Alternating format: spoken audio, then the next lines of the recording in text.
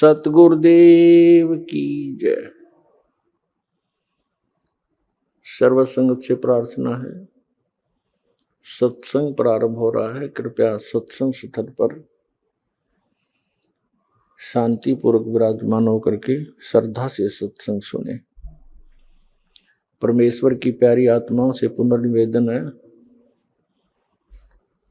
सत्संग प्रारंभ हो रहा है। कृपया सत्संग स्थल पर शांतिपूर्वक विराजमान होकर के श्रद्धा से सत्संग सुने। सत सही।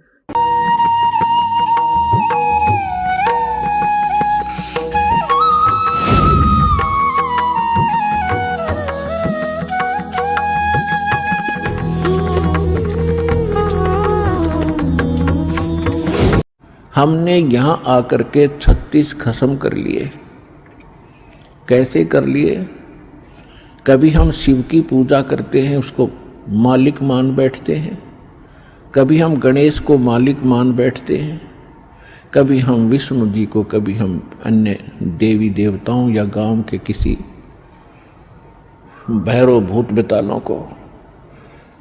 और ये ऐसे सक्षम नहीं हैं जो हमें कुछ सुख दे सके।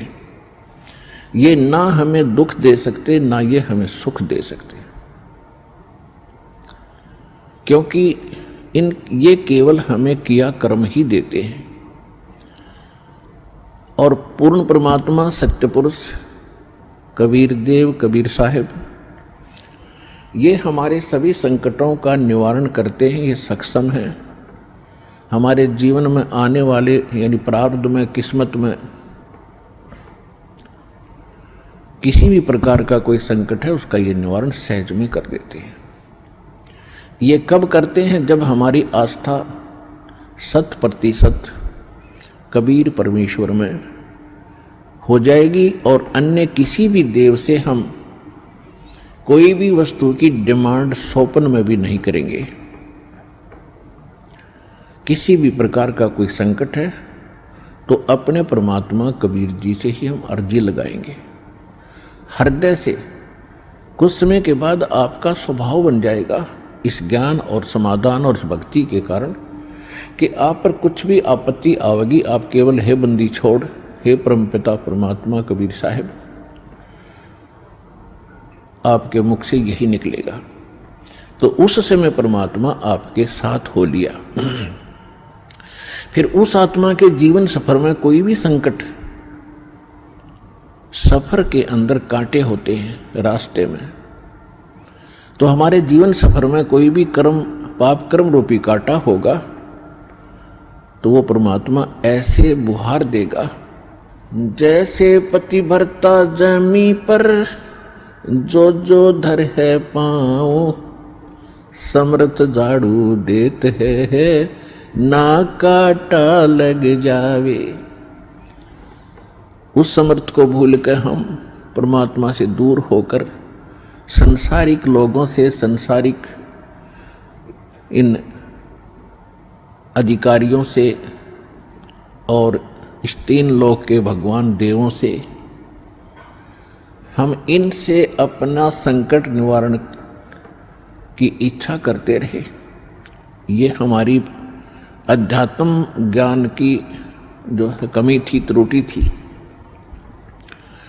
और जब हम परमात्मा से ही सब कुछ डिमांड करेंगे, इनके ऊपर समर्पित हो जाएंगे, तो परमात्मा कहते हैं जिस समय आप गर्भ के अंदर थे उस समय आपके साथ कौन था? ना माँ थी, ना पिता था, ना कोई अन्य सगा संबंधी था। अकेले आप और परमात्मा, बीच में कोई नहीं था।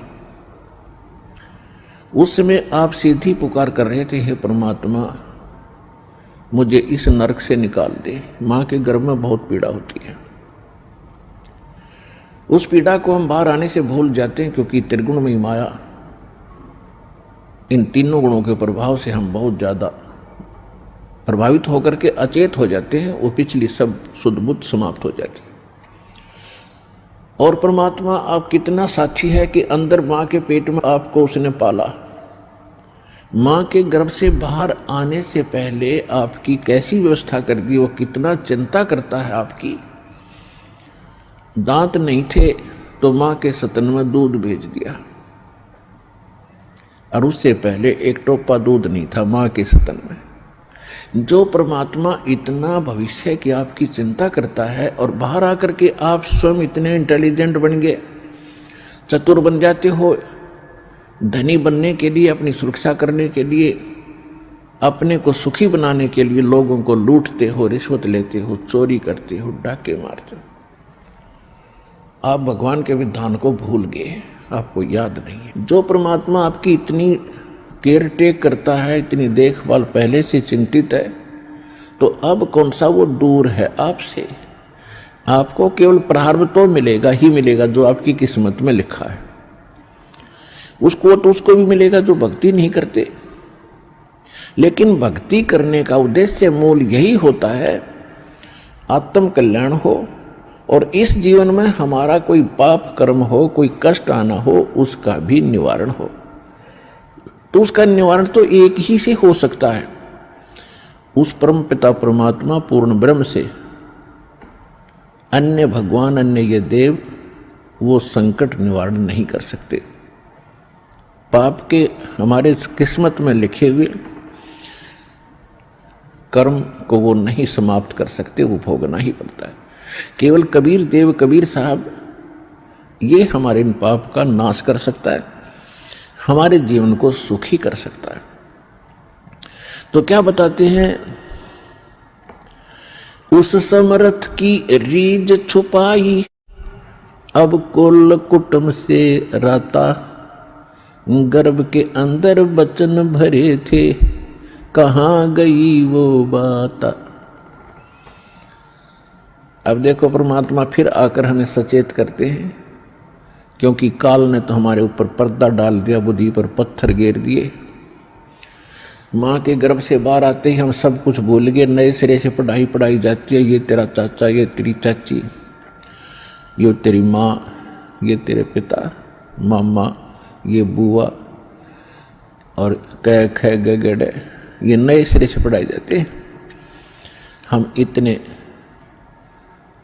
जो है अचेत हो जाते हैं, और परमात्मा फिर आकर हमें फिर नए सिरे से याद दिलाते हैं कि उस समर्थ की रीझ छुपाई। उस समर्थ ने आपके ऊपर प्रसन्न होकर के आपकी प्रार्थना सुनी। रीझ माने खुश होकर के आप पर जो रहम किया, वो रीझ आपके ऊपर प्रसन्न हुए। उस समर्थ की रीझ छुपाई, वो भूल गया तो उस मालिक के उस रहम को। अब कुल कुटुंब तय राता, अब भूल गया ये तेरा बेटा या कोठी या कार, ये मेरा, ऐसे वैसे सारा दिन इसी भूल भुलैया में जीवन नाश कर रहा है। और गर्भ के अंदर बचन भरे थे, कहाँ गई वो बात। अब परमात्मा याद दिलाते हैं, अब कहाँ गई वो तेरी बात जब नूका था माँ के पेट में, कि हे परमात्मा एक बार मुझे बाहर निकाल दे, कभी भी गलती नहीं करूँगा, आपकी याद गणी रखूँगा और आप पर पूरा विश्वास करूँगा। निर्वाह के लिए कार्य करते समय भी आपकी याद कभी नहीं भूलूंगा।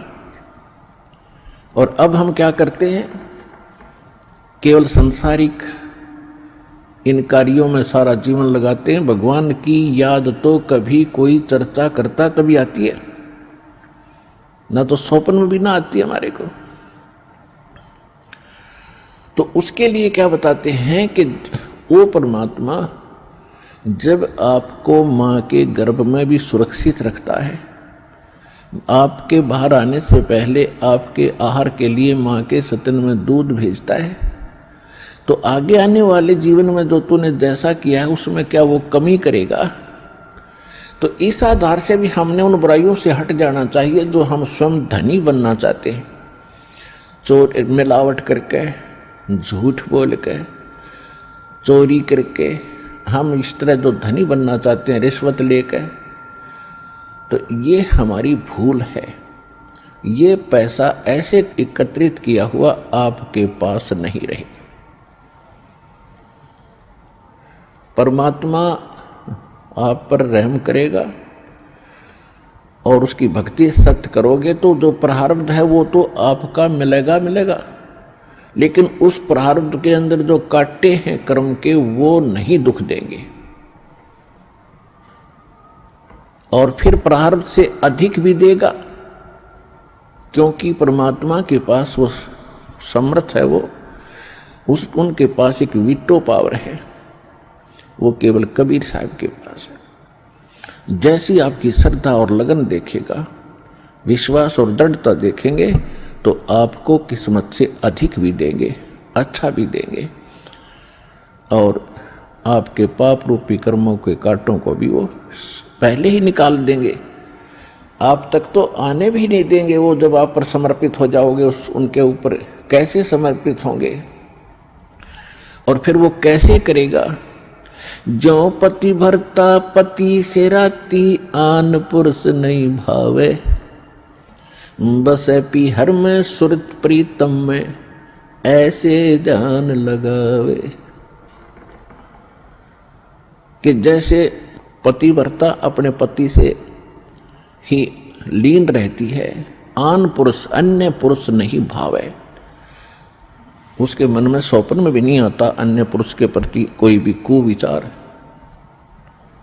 और यदि वो लड़की अपने माँ के चली जाती है तो भी अपने पति की शुद्ध, वो मुख से नहीं बोलती लेकिन अंदर से वो नहीं भूल पाती। ऐसे ही आप उस परम पिता पर आश्रित हो जाओगे। कहीं पर भी आप काम कर रहे होगे, किसी भी फील्ड में, चाहे दुकान, मजदूरी, किसानी या नौकरी, तो आप उसी लड़की की तरह उस पर अपने पति यानी कबीर भगवान को, परमात्मा को, उस मंत्रों को, उसके रहम को आप कभी भूल नहीं पाओगे। तो उस समय आपका नाता उस परम पिता से जुड़ चुका है। यदि आप पल पल पर भूल जाते हो, याद नहीं रहती है भगवान की मेहर, तो अभी आपकी समर्पण भाव में कोई कमी है, जिस कारण से भगवान ने आपको दृढ़ता से नहीं पकड़ा है। तो जब आपको परमात्मा दृढ़ता से कैच कर लेगा, आपकी सच्चा समर्पित भाव देख लेंगे, वो तो अंतर्यामी है। तो उस समय कहा है कि जैसे पतिव्रता जमीन पर, और जो जो धर है पाँव, जितने कदम रखती है, समर्थ झाड़ू देत है, ना कांटा लग जाए। इतना दयालु है ये कबीर भगवान। आपके जीवन रूपी सफर में आपके कदम रखने से पहले आपके वो पाप रूपी कांटों को बुहार देगा, झाड़ू दे देगा आपके रास्ते में, कि कहीं मेरी प्यारी आत्मा को वो कांटा ना लग जाए। अब दास देख रहा है, जिसने आज 20-20 वर्ष हो गए नाम लिए, ने 10-10 वर्ष हो गए, 15-15 वर्ष हो गए, 5-5 वर्ष हो गए, 6-6 वर्ष हो गए, अब वो कितना सुखी जीवन जी रहे हैं। और उनके घरों के पास में, दूसरे रिश्तेदारों में, अपने घरों में दूसरे चाचे ताऊओं में के कर टूट रहे हैं, और कितने कितने दुखों का वो सामना कर रहे। तो वो इन पर भी आने थे, आज उनको पता भी नहीं कि हमारे ऊपर कोई कष्ट आना था, क्यों आया ही नहीं। तो पुण्यात्माओं, आज उन भक्तों से पूछकर देखना आप, क्योंकि आपको यहाँ इकट्ठा इसलिए किया जाता है, आपसे पहले लगे हुए बच्चे, भाई बहन आपके भी यहाँ आते हैं, और वो आपको अपना अनुभव सुनाते हैं कि हम ऐसे दुखी थे, और जिस दिन से दीक्षा ली है, मालिक की शरण ग्रहण की है, हम पर कोई संकट नहीं आया। आपको दृढ़ता मिलती है, आपको विश्वास होता है, और वो सत्य होती है। जब एक आम आदमी जिसको आप जानते नहीं, वो आपको जानता नहीं, बता रहा, तो सच्चाई होती है। तो इसलिए फिर आप और डगमग होने से बच जाते हो। इसलिए आप जी को यहाँ बुलाया जाता है। और जो प्रसंग चल रहा है कि परमात्मा ने जो आपको, जब आप भगवान से जुड़ जाते हो तो आपको परमात्मा अपने कोटे से लाभ देना शुरू करेगा। और फिर आपको ऐसी विधि साधनाएं, शास्त्र अनुकूल भक्ति विधि बताई जाती है जो आपने फिर अपने पैरों पर खड़ा होना पड़ेगा। जैसे सरकार क्या करती है कि किसी व्यक्ति को रोजगार प्राप्त नहीं है, उसको लोन देती है और उसमें कुछ सब्सिडी भी देती है कि भी 80% सब्सिडी है। 1 लाख रुपया दे दिया, अपना गुजारा कर और धंधा शुरू कर दे, और फिर आप केवल 20,000 ही वापस लौटा देना, 80 माफ कर दिए, तो कितना सहयोग मिल गया उसको। लेकिन उसने अपना तन मन धन से फिर भविष्य में अपने पैरों पर खड़ा होना पड़ेगा, बार बार सब्सिडी मिलेगी नहीं।